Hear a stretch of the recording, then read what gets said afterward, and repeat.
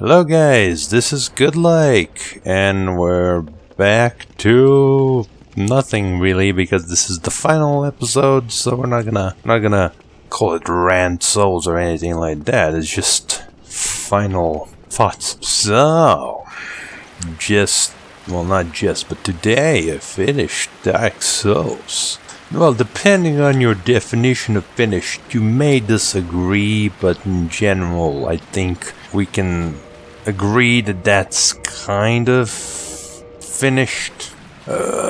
Finished in the sense of I'm done.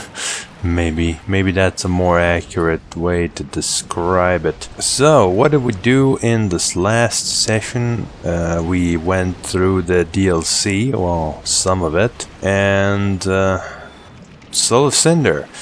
So the first DLC was the Painted World of Ariandre, I believe. And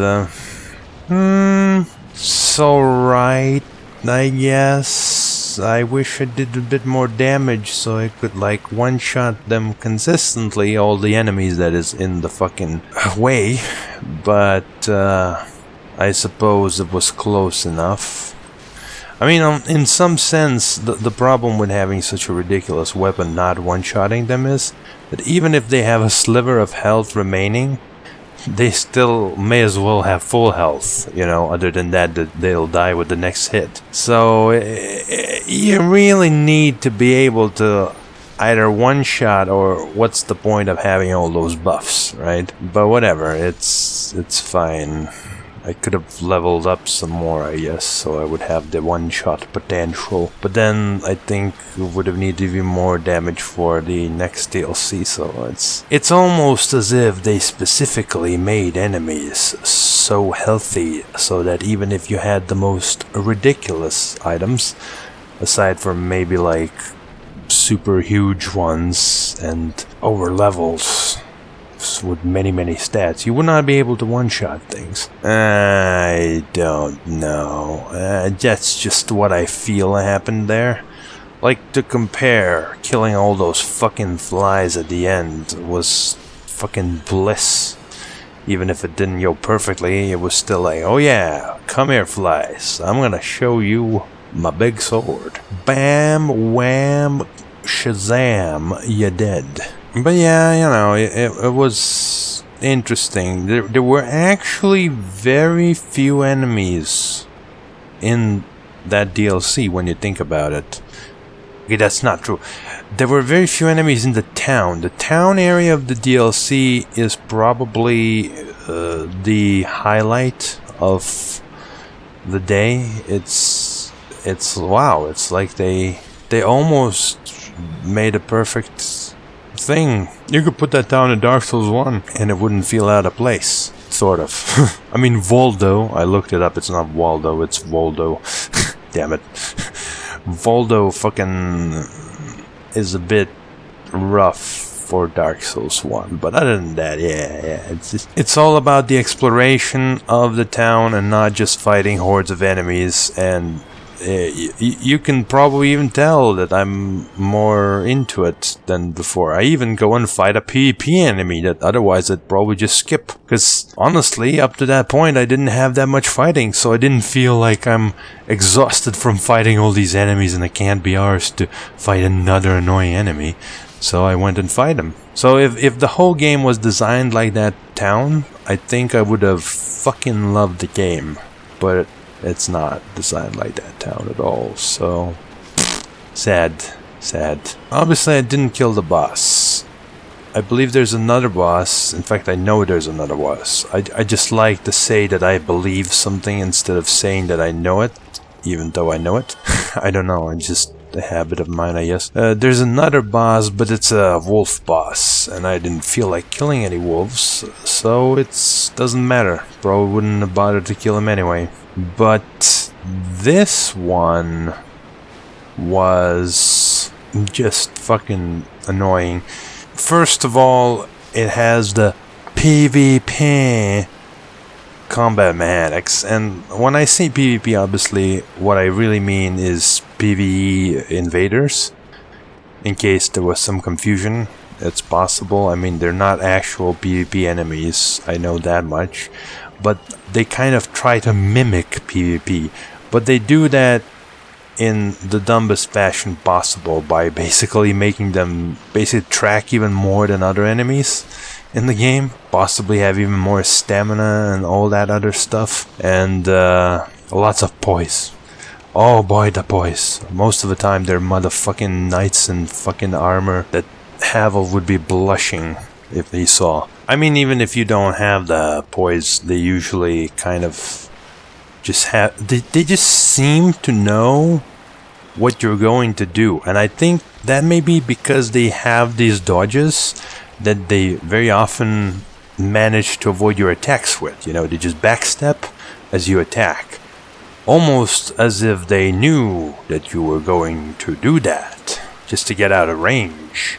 Now, it may be that they just always do that anyway, which really just contributes to them having a lot of stamina and wasting resources, because they can afford to do that. So maybe that's why, but you know, when you're fighting them, you're like, okay, they have this kind of resources, so they're not gonna do that because that will waste their resources, or they just used a huge combo, so how the hell are they gonna pull that off with the remaining stamina? But obviously they don't have any of that, they just don't give a shit. That's how they feel. It may not be necessarily the case, because I haven't actually PvP'd, so I don't have anything to compare to, and this is by choice, because I don't want to PvP in a Dark Souls game. PvP in Dark Souls is a shit show. It's a fucking lag fest, and I don't want to participate in it. Actively don't want to participate in it. I want none of it. If they removed PvP, I wouldn't even notice. Regardless, point stands that they tend to emulate that experience in some fashion. I don't know, they're very aggressive, of course, but they still happen to just be able to get out of the aggressive situations.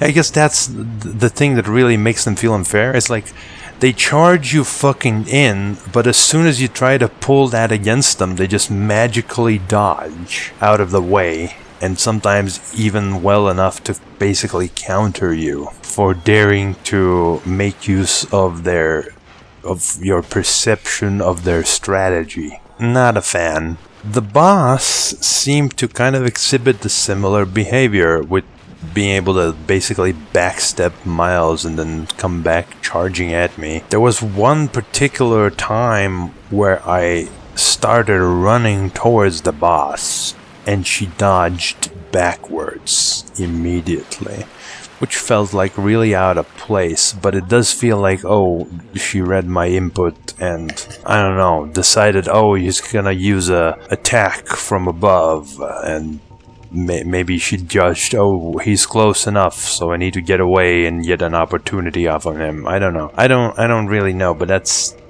just how it feels, even if it's not the case. And obviously I have no real way to determine if it's the case or not. I can only relate to my experience with other PvP-like enemies. And, I don't know, that's how it felt. Now, regarding the 3 phases thing, yeah, just the moment I realized, yeah, this is a 3-phase fight, I'm all like, I'm done. I am so done. I mean, like, the fight is already laughable in the sense that they put the bonfire right next to the entrance, because they fucking knew that if you also had to fucking run, people would just fucking rage quit when they realized this. I didn't rage quit, I just couldn't be bothered. I was done. I beat the boss. There was some janitor that was a little bit feisty at the end, and I didn't feel like beating up the janitor. Took pity on her, you know. That's my story, and I'm sticking to it. Still, if you're still confused as to why I think these phases are so bullshit, I'd like to, kind of argue in a way that shows how these phases don't make sense, necessarily. There's something that should be justified as existence, rather than something that you just accept. Because when you think about it, the entire game even Dark Souls 3 is designed with a kind of a checkpoint-based system. Very, very rarely is there like a huge amount of ground you have to cover without a checkpoint. Especially in something like Dark Souls 1, but in even Dark Souls 3 there's plenty of examples where you beat a certain part of the area and then you can progress. So the question then comes, what makes boss fights different in that aspect? Why exactly should boss fights have phases that are completely different but then you have to redo, but then levels not have the same treatment? You could, in theory, look at the boss fight of Dark Souls as technically having already multiple phases. You have the first phase of running to the boss door, and then the second phase of fighting the boss. I mean, that's not how it works per se, right? There's more to it than that, but theoretically you could look at it that way. And yet the game sees fit to very often minimize this first fake phase with various checkpoints and lead-ins, ultimately leading to usually just a little bit of time waste.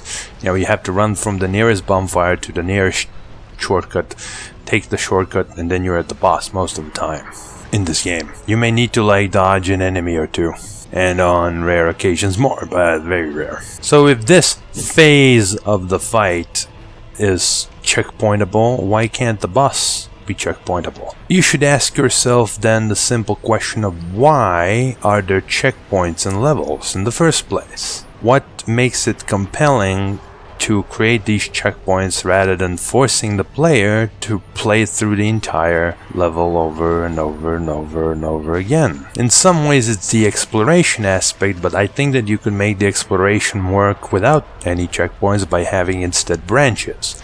You branch out to an area, you find a dead end, and then you return. Since you've explored that area, you no longer have to go there. So that doesn't really explain the checkpoints. The truth of the matter is that the checkpoints are there because repetitive content often is annoying, uninteresting, and a chore, for lack of better definition. And I would argue that these phases in most of the multi-phase fights are exactly the same. They're just often a chore that you have to go through. Dark Souls 1 has pretty much no bosses with phases that I can remember, except a few notable exceptions. So the notable exception would be Bed of Chaos, but as you know, Bed of Chaos does maintain its progress. Not 100%, but that's kind of the point. It has 3 distinct parts that you have to accomplish throughout the fight, and each of it is maintained throughout death. Then you have a more obvious example of Ornstein and Smough. You have the first phase where you face Ornstein and Smough, and then you face the stronger version of whoever remains alive. But I'm gonna go out and say that the strong part of the fight and why it's liked is the first part. I sincerely doubt that a lot of people would come and say, I like Ornstein and Smough because after you've beat the first phase, you have to fight the second phase. For most people, it's gonna be Smough, and it's gonna be cheese, and they don't even care. They just hope against hope that they don't randomly die to him so they don't have to do it again. And that's kind of the point. I think that Dark Souls almost would be better if Ornstein and Smough were permanently killed after the first phase. Like, you kill one of them and then you have to just face the other remaining one. I think it would make a lot of sense, and overall it would make it a better game, and the fight would be then, I wouldn't say be better, because the real fight is the first phase. The second part is just wrapping it up. So, yeah. Another one that comes to mind is the gargoyles, and I would go as far as to say that that one is like one of contention. Like, that would be a good counterexample to this, where a phase is somehow making the fight more interesting. But I think the key aspect to notice with that fight is that the second phase kicks in actually relatively early into the fight. So the first initial phase is rather short, and it's not necessarily annoying. It's more like a little bit of warm-up. It's the same reason why you don't really have to have a bonfire literally outside of the room. And that's fine. It's fine to have multiple phases, I think, if they're short and not annoying, like the early ones. Because then they're like run from the bonfire to the gate. That's not too far away. They don't get in the way too much, and failing them is pretty hard, assuming that you can actually beat the fight. It's unlikely that you'll fuck up either of those. And while they take some time, in general they aren't bad.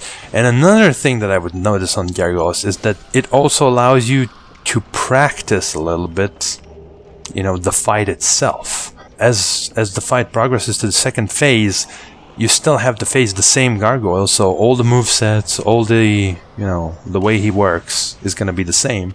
And even the second gargoyle technically is also the same, he's just more prone to do fire instead of using his weapon. So I think that's why that works. It's because the fight itself doesn't linger on the first phase, it doesn't depend on your success in the first phase. It just kind of happens and you're done. So I think that's why it works. I would compare this almost like, you know, with having a move that maybe starts only later down on the fight. It's not great, but if the moveset is wide enough, having an extra move somewhere in there later in the fight isn't that big of a deal. I can't think of any other boss fight that has multiple phases. Moonlight Butterfly I don't think really counts. Again, it's more like just a special move that he does that leaves him very open. That's not the same as a different phase. I think that a different phase is a phase that you not only have to approach differently, but usually also involves different movesets and fight mechanics. That is very common in Dark Souls 3. For example, Wort in phase 2 will slam under him, which you would never do in phase 1. Pontiff Sullivan summons an extra dude that and changes his moveset to a very weird passive one, at least. So it seems. His moveset changes, basically. The princess fight? I mean, do I even have to explain? It's obvious. Even Soul of Cinder, same thing. Without a doubt, I can say clearly that the game would be easier, as in more people would be able to defeat the boss with the same amount of effort if this was in the game. But I think the important part to see here is that there would be less wasted effort, less repetition in that process. And if you don't feel that way, if you feel like, okay, having this phase means a lot of people will die over and over in the early phase when they wouldn't, then that just means that that phase is kind of random, don't you think? How did they manage to get past it in the first place then? Stroke of luck? That just means that phase sucks, man. If people genuinely can, just with a little bit of luck, beat it, what kind of a shitty boss fight is that? And if it takes a huge amount of luck, then it's not a big deal that they beat it, because it's unlikely that it was luck, right? I mean, to me it just makes sense that there really is no reason why there should be multi-phase fights in a game like Dark Souls. It just clashes with the rest of its design and is annoying. It's really annoying. But I've harped on that enough. Let's move on. Point stance. I saw a 3-phase fight. I said, fuck this. And moved on to the second DLC, which, unfortunately, since I was already really kind of, let's just say, drained by that revelation of the boss fight having 3 phases, let's just say I didn't have a lot of patience for bullshit at that stage. And those things, those angel-like creatures with beams of light, are just no. If they were non-respawning, I could see it. Maybe it's like, oh, you have to kill them somehow, but not like this. I mean, come on. Like, the biggest thing is obviously that they provide some cover, but it's not nearly enough to actually avoid these creatures appropriately. Like, if you know where you have to go, maybe you can find the most efficient route. When you don't know where to go, you don't know where to go. So you can't find the most efficient route because you don't know where you're going. So the obvious thing is then let's kill them with range attacks. But then they have this stupid curse thing, and it's still really hard to find a location where you can continuously hit them with range attacks. And they have this bizarre shooting pattern. Sometimes it'll hit ahead of you, sometimes it'll hit behind you, sometimes it'll hit directly where you were. I mean, when you look at the way they shoot, it makes sense, because it looks like those beams just randomly spawn next to them and shoot in a random direction, just in the general limited area. Oh, and I saw that they respawn. It's not worth it. Like, I cannot be arsed to do this. And I think this is because at the end of the day, I want some kind of a reward for playing the game. What I mean by that is that I want to have an experience that I enjoy. That doesn't mean just winning. No, I do enjoy being pushed to limits. I still play Osu to this day, but I specifically don't train to play Osu because I don't want to do that. I don't want to just become super duper top player that beats everything. Well, you know, how to best put this. I don't mind getting there eventually, but I see no reason to actually exert effort to forcibly put myself there. Because I can gain just as much enjoyment playing an easier map that takes me a lot of effort as a hard map that takes me a lot of effort. So that's why I play it the way I do. That's why I still enjoy it to this day. Stupid meta notwithstanding, of course. So my question would be then, what could this DLC offer to me that I would bother going through this annoying level for? Items? I don't care. Souls? Boss fights? Oh, you mean like that boss fight that I just didn't bother to fight because I couldn't be arsed, because it's yet another multi-phase boss fight? Uh-huh.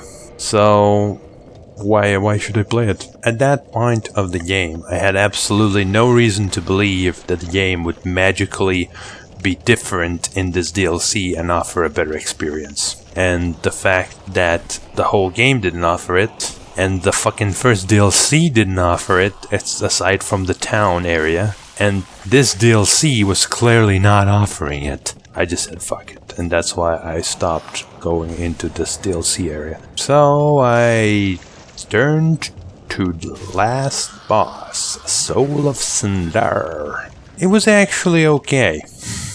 You would think, oh, it's a shitty fight. No, but I think it's very circumstantial in my case, because I happen to be using a greatsword, ultra greatsword, I believe, which has a huge ability to not only do great damage, but also stagger. I staggered Soul of Cinder every 4 to 5 hits, depending on how well I spaced them out. And ultimately I decided to use that against him and go extremely aggressively and stagger him at every opportunity. Even tried to do that on the second phase, and well, I never actually managed, I think, in the second phase to actually pull it off. I don't remember now, but that was the strategy, and it worked out for the best. There was a bit of luck in there, I'm sure, but still, I wouldn't call that great, because it relies very much on having a weapon that can stagger easily, relatively speaking, which then gives ample opportunity to, say,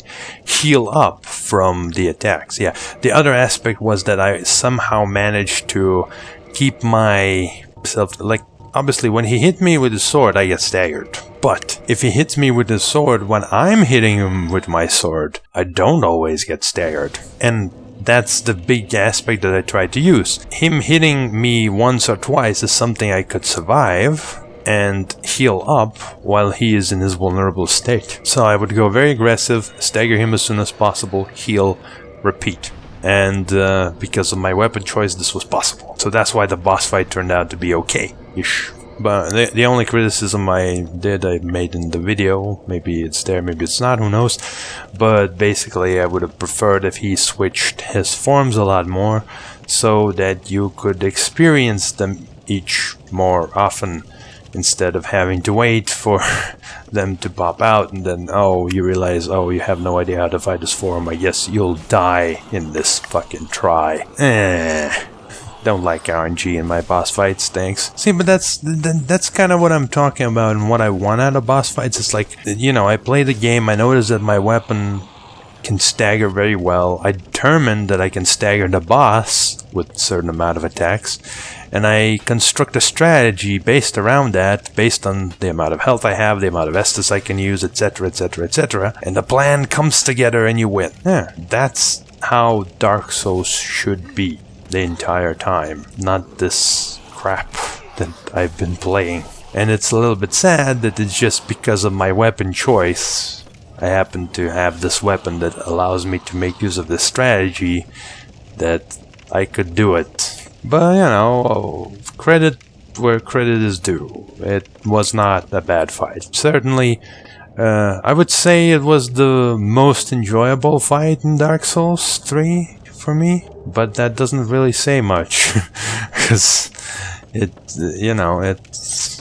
was just okay. Barely so. So with that in mind, again, I'd like to reiterate that I don't necessarily want to judge the game any further in its merit. I do think that it doesn't deserve to be called Dark Souls 3 or otherwise. I think it's very much a spin-off-y kind of thing with its own mechanics. A lot of people have said that it's kind of like Bloodborne, but with Dark Souls mechanics, and Bloodborne is said to be very, very active. I cannot, again, verify or not if that is the case, because I do not own a PS4 or have the interest to own one in the first place. Definitely interested in doing a Demon Souls playthrough, because I need to go back and see, like, how does the old game compare to the new ones? And was Dark Souls just this special thing that is completely separate from the rest somehow? That would explain a lot. It should be clear that Bloodborne and Dark Souls have just two different type of gameplays that fit. Two different styles that are best for each other. Mixing them without making adjustments is just asking for trouble. Now it may be just a mix that you like, but it looks like it's not a mix that I like, by the looks of it. I don't want to shit on the game like I shit on Dark Souls 2. I shit on Dark Souls 2 because it was the literal successor to Dark Souls. Dark Souls 3 is in this kind of weird position where it can be a successor of just about anything, including Bloodborne. So it's hard to like pinpoint what it really is, and people have played obviously Bloodborne, so maybe that's what they want now. Maybe they've grown to expect this kind of thing, and I haven't, so I don't want it. I haven't come to expect this thing. I don't know. So I don't feel like shitting on it is the right response, and a lot of things in Dark Souls 2 also were just mechanically dumb or just ridiculously designed. Adaptability, boys, and stuff like that. So that made it really easy to shit on it. For what it's worth, the game seems to work rather well most of the time. Like, if there are seemingly glitches, they're few and far between. Certainly, there's no glaring issues in the very design of it that I could see that just immediately jumps out. With the single exception of the input queue. Input queue is just cancer. Some people would say, well, you just need to learn to click once. First of all, equipment isn't perfect. Sometimes it will register 2 clicks instead of 1. It just happens sometimes. I can't fucking play games where they have this stupid idea. You know what we should do? If you double click a directional key, like anything of WSD, you will dodge in that direction. And then I just walk around randomly and I randomly dodge in random directions because of that. Some keyboards just are very good at getting the click out, but aren't that accurate in how many clicks you've made. And to not consider that in a technical solution is kind of insanity. I mean, my mouse is not broken by any means. But sometimes it feels like I maybe just hold it a little bit too long and then it registers 2 clicks or something in Dark Souls. Like you can see me swing and then swing again. And then I will proclaim I only clicked it once. Because I definitely only clicked it once. Because I was using a fucking ultra great sword and I know that I have absolutely no way of getting away with 2 hits in that situation, so I will only click that one time. If I'm gonna click anything else, it's gonna be like spam the dodge roll after that point if I see an attack coming, not the fucking attack button. The only time I spam the attack button is when I intend to hit multiple times. At least 2. And yet still, there were at least 3 times where it registered 2 clicks. It's very possible, you know, my finger maybe vibrated a little. Maybe there was a twitch in the muscle and it didn't go tuk-tuk. Who fucking knows? The point is, I'm not a fucking machine. If it happens to me, it can happen to other people. And why the fuck would the game work in a way that punishes that? When it's clear that this is a possibility. And the most egregious thing is, of course, that you can cue an attack or a dodge roll, be staggered, and then still perform that attack or dodge roll. In fact, if that wasn't the case, if you at least clear the input queue when you're staggered, I think people would be far more accepting of the input queue, and your criticism of saying, oh, you just need to learn to click once, would make more sense. But now it's like you click once, but you just slightly mistimed it, so now you're staggered, and then you're gonna dodge roll afterwards, and then you're gonna probably get hit by like the second part of a combo that you fucked up. What's the point of that punishment? I'd rather you did double damage with the initial attack, but then, you know, fix the input queue. Just saying, it's definitely cost me some deaths, and that's probably the most egregious and the worst part of Dark Souls 3. Everything else is alright. Obviously I don't like the direction the game itself is going to, but that's just not for me. That doesn't mean I have to shit on it. I may be angry when I'm actually playing the game, because yeah, I would be angry, because that's not what I want to see on Dark Souls. But I'm not gonna go and say, refund the game. Except the DLC. DLC's...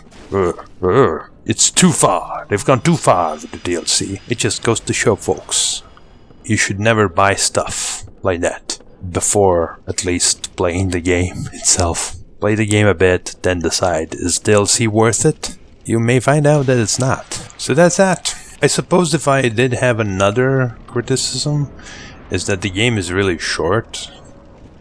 I skipped like 2 areas that are optional.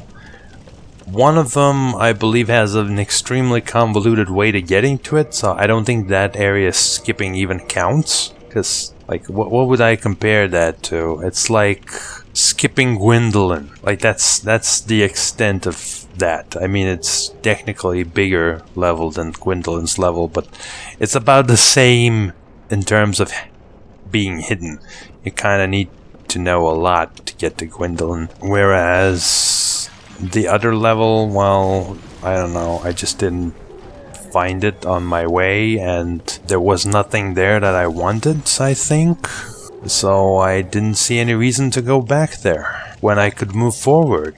And because the game kept compelling me to just finish it with being, you know, the kind of game it is, I moved on and finished it instead of scouring for all the content. But even so, I mean, how big of an area could that be? Would it add like another hour? Maybe 2? So that would put the total time... In fact, that would only add the hours back in, the ones that I spend on the DLC, because I spend like 2 hours there, so let's divorce those hours from the game runtime, because they're separate. And it ends up being around 28 hours. And that's with a lot of deaths. I can imagine players who play with lock-on and use all their tools as much as possible could beat the game even faster. Certainly, if I started using Astora's Greatsword as soon as I got it, I probably could have cut out a couple of hours, maybe. So But then again, maybe other people fight more enemies. I skipped quite a bunch, especially in the Boreal Valley. But still, I think 25 to 30 hours is pretty reasonable range to estimate how much content there is. That's not a lot. In fact, going to my playlist of Dark Souls 2, let's see, it's 66 videos without any DLC. I'd say the average video is about 25 minutes long. 25 times 66 divided by 60, 27 and a half. So you would think it's in the same ballpark, but keep in mind that it has a lot of the repeated deaths cut out or sped up to get it out of the way. Like, there's this 1 hour video, The Sentinels Ruined, which is just me fighting the fucking ruined sentinels. And the first, like, 5 minutes is probably over an hour of deaths just cut into a montage. And then there's another one of similar length, potentially, probably a bit shorter, where I fight the Royal Rat Authority. And then there's another one when I fight the Gargoyles. And I can't think if there were that many more. But that's, again, more hours. I feel like that was longer. Maybe not by a lot, but I feel like this game should have had like at least 10 more hours of content. So at least like 4 to 5 more areas. And then it would have been adequate. But hey, what are you gonna do? In some way, I'm happy that we finished so soon. It's weird because I played Dark Souls 2 for a really long time. The first episode came out on April 26th of a year, and the last episode came out on October the 8th. Now, obviously, the first episode probably is really close to where it came out, whereas the last episode came out probably way after I actually finished the game. I think I finished somewhere mid-summer, so it still lasted at least 3 months. Whereas this, I think I wrapped up in a month. I don't know. That's about it. That's all I'm willing to criticize it for. I'm sure that there are people who are gonna play the game over and over again and find all the relevant flaws, if there are any, and demonstrate them to you. If you care, you can find those people out here in YouTube. Have fun. But my journey with Dark Souls 3 is over. Thank you guys for watching, and I'll see you later.